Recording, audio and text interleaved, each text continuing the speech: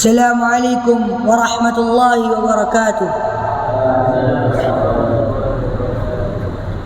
إن الحمد لله الذي نحمده ونستعينه ونستغفره ونعوذ بالله من شرور أنفسنا ومن سيئات أعمالنا. من يهده الله فلا مضل له ومن يضلل فلا هادي له.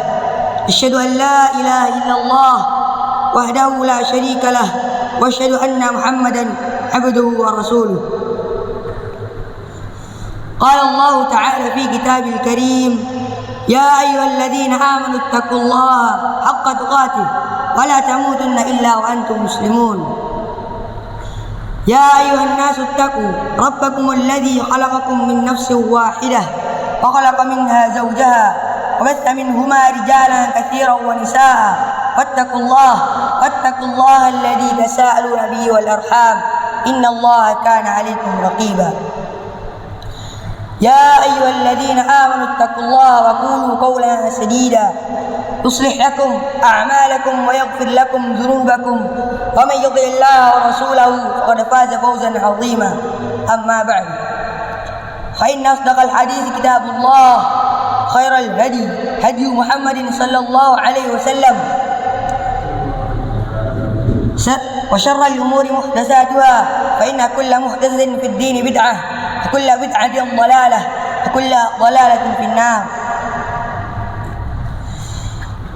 Segala puji bagi Allah yang telah meninggikan langit tanpa tiang-tiang dan menghamparkan bumi dan mentakdirkan apa yang di dalamnya dan mengokohkannya agar memberi manfaat kepada para hamba-hambanya dan mengokohkannya dengan menancapkan gunung-gunung dan pasak-pasaknya.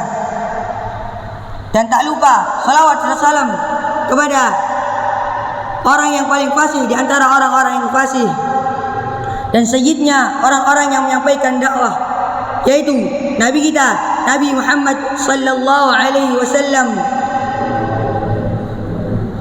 dan para keluarganya dan para sahabatnya dan para pengikutnya yang bertakwa hingga hari kiamat kelak.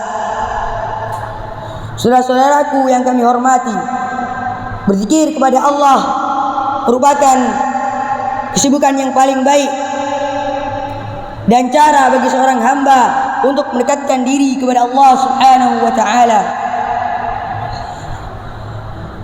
Allah Subhanahu wa taala memerintahkan kepada kita untuk berzikir kepadanya, karena berzikir kepadanya kita banyak mendapatkan manfaat dan keutamaan-keutamaannya. Dan banyak sekali zikir-zikir yang dicontohkan oleh Rasulullah sallallahu alaihi wasallam yang selayaknya kita amalkan setiap hari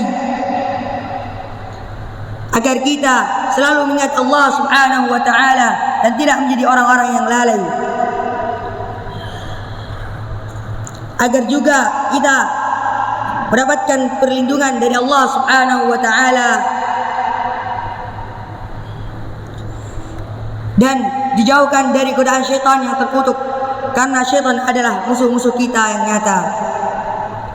Rasulullah sallallahu alaihi wasallam pernah memperumpamakan orang yang berzikir kepada Allah dan orang yang tidak berzikir kepada Allah Subhanahu wa taala. Mathalul ladzi la yadhkur rabbahu wal ladzi la yadhkur rabbahu mathalul hayy wal mayyit. Perumpamaan orang yang berzikir kepada Allah dan orang yang tidak berzikir kepada Allah bagaikan orang yang hidup dan mati. Maka dari itu, kita orang yang hidup dan belum mati sudah selayaknya kita berzikir kepada Allah Subhanahu wa taala. Allah berfirman dalam kitabnya, A'udzu billahi minasyaitonir rajim. Ya ayyuhalladzina amanu dzkurullaha dzikran katsira sabbihuhu bukratan wa asila. Yang artinya, wahai orang-orang yang beriman, ingatlah, wahai orang-orang yang beriman, ingatlah kepada Allah dengan wahai orang-orang beriman, ingatlah kepada Allah dengan menyebut nama-namanya dengan sebanyak-banyaknya dan bertasbihlah di waktu pagi dan petang.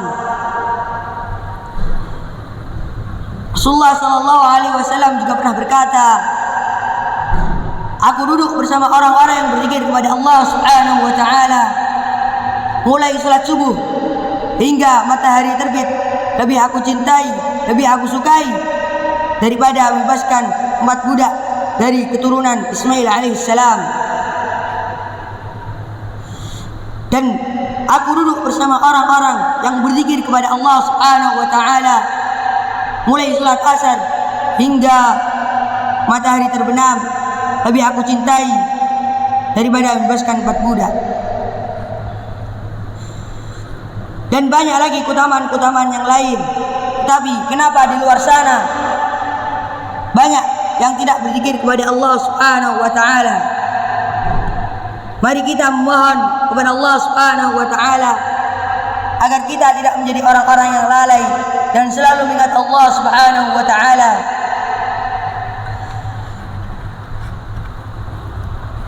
Mungkin segini saja yang bisa saya sampaikan. Assalamualaikum warahmatullahi wabarakatuh.